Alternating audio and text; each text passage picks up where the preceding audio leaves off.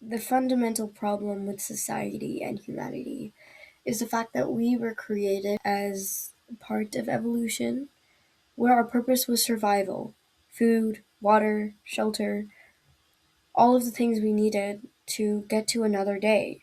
We developed instincts to worry and stress and locate fear and run at the sight of it.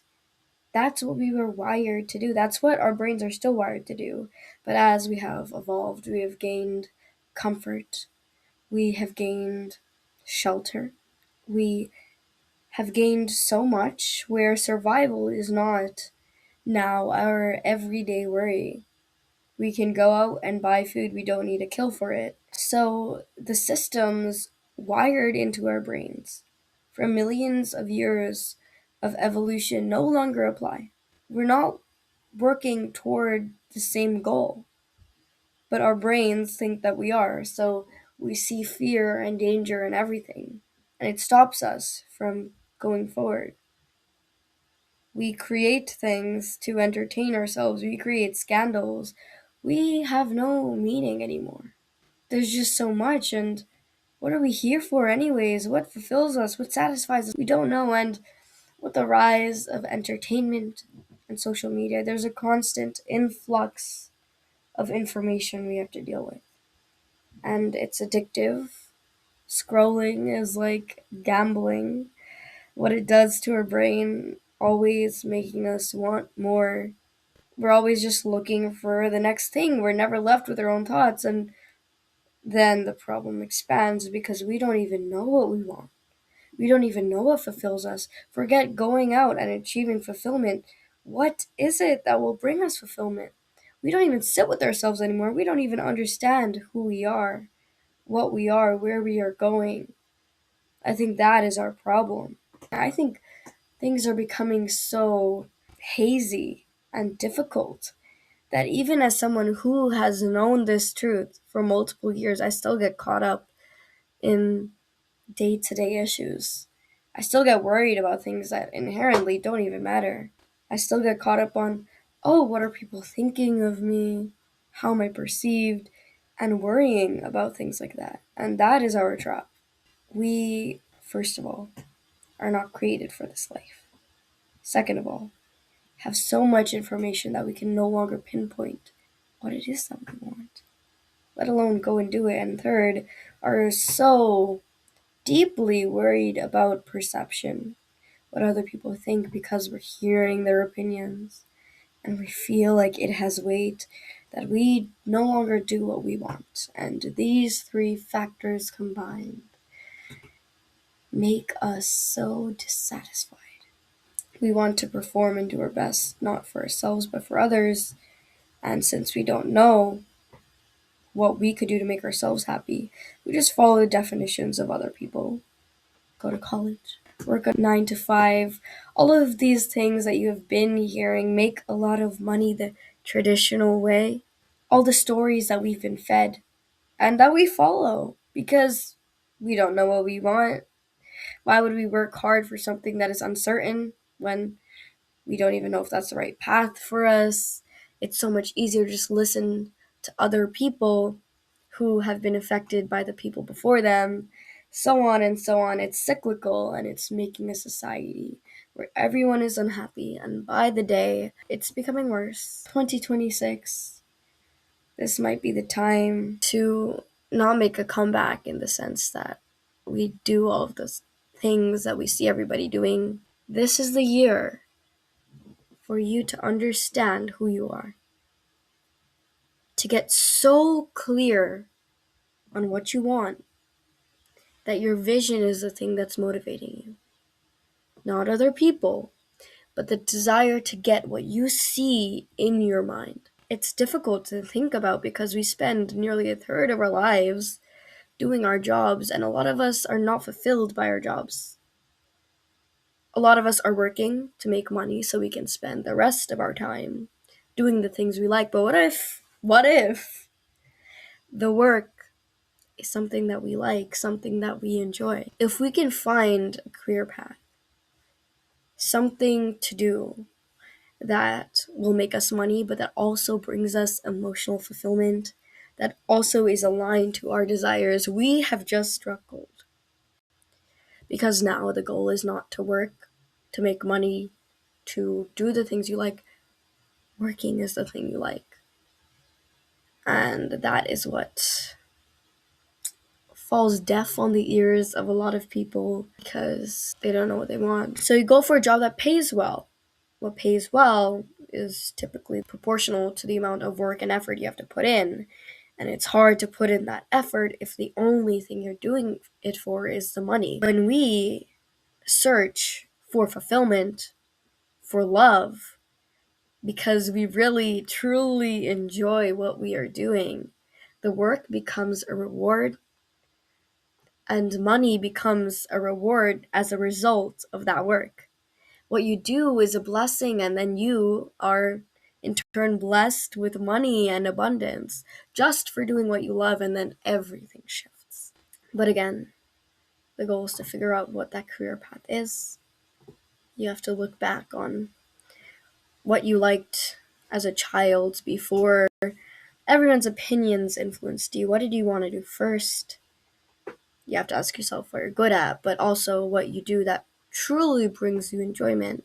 You have to think about whether the enjoyment comes from the reward, the fact that it's an easy class and you do well, talking for someone who is a high schooler, or if the reward comes from doing the task itself. You need a lot of reflection to be able to discern those two from each other. Sometimes we confuse our ability to perform in something with how much we enjoy it because we enjoy doing well.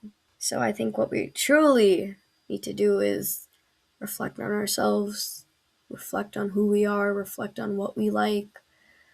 What would you do if you had all the money in the world? And what would you do if nobody was watching? What would you do if maybe money wasn't in the equation at all? Ask yourself these questions, truly imagine it.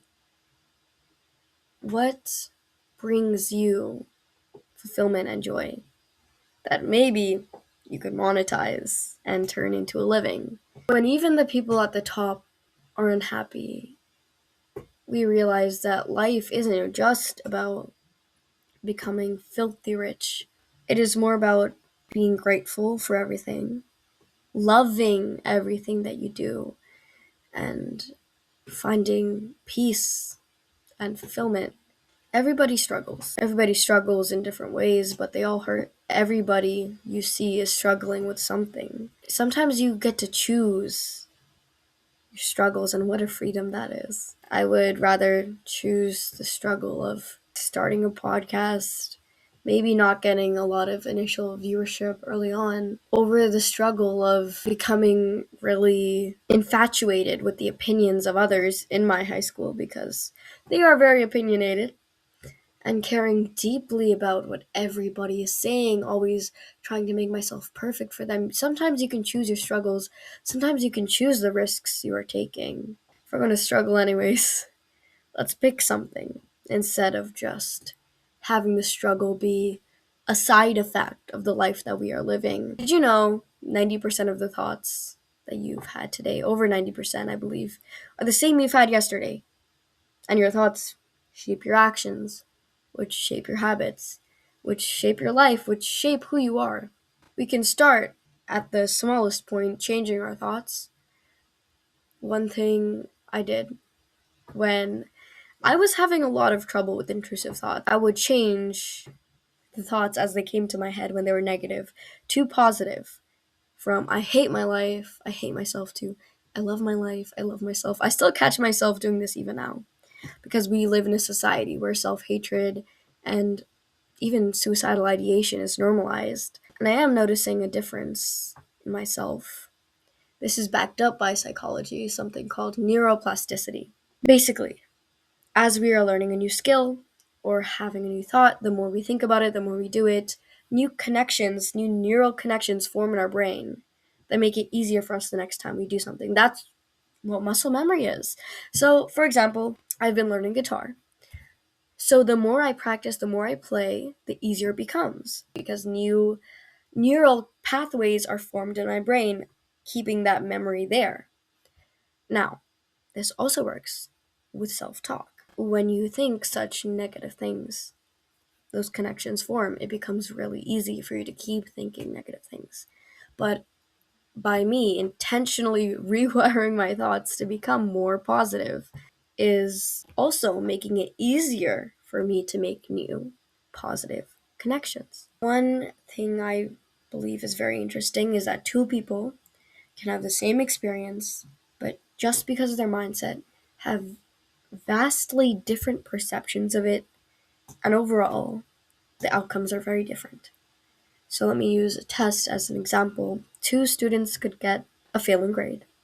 One could believe that they are just going to do terribly in that class forever, and the other could use it as motivation to study harder for the next exam. That permanently shapes the outcome, their academic success in the class for the rest of the year, based on whether they're going to put in effort or not. But also imagine the fulfillment people gain from an experience based on what they feel about it. It could be the same experience. For example, two people could go travel to France for the first time, not really knowing the language, speaking it a little bit. One could be thinking about how all of the people in France are so mean and judgmental. And the other could be thinking about all of the new experiences, all of the new people, all of the flavors, and believe that, you know what, the locals are nice once you get to know them. They do appreciate you attempting to learn the language. These perceptions will change their experiences. And if we think about it, our perception drives how we feel and how we experience our lives. If we experience fulfillment or sadness, even if the situation is exactly the same, our outlook on life, the stories we tell ourselves, our thoughts, have a direct impact on the fulfillment we feel. As a brief synopsis, the human condition is not so good right now. People are struggling with mental health because we live in an existential vacuum where people don't know what they want, who they are, or what they think. And because negative thoughts are so repeatable, our perceptions change from positive to negative. We create new neural pathways that make it easier to think negatively, and overall, we become dissatisfied with life, but there are opportunities to change our thoughts, our actions, and our perceptions, to reframe everything in a positive way, to say rejection is redirection, to say things are happening for me, not against me, to think every failure is a step closer to success, and believe, no matter what, in yourself and your potential, to become truly happy because you know no matter what, regardless, you will do well. You will succeed because you are you, and your life will change vastly. So, get to know yourself, change your thoughts, reframe everything in a positive light, because everything is truly working for you. If you get in, if you don't get in, that's what's best for you. Take action in alignment with who you actually are, and just see how much your life will transform. Everything, I believe, starts with reflection. So thank you for listening to my beautiful rant on how far society has come, yet how that may ultimately be bad for us in the end. And I hope this brings you one step closer to living life fulfilled.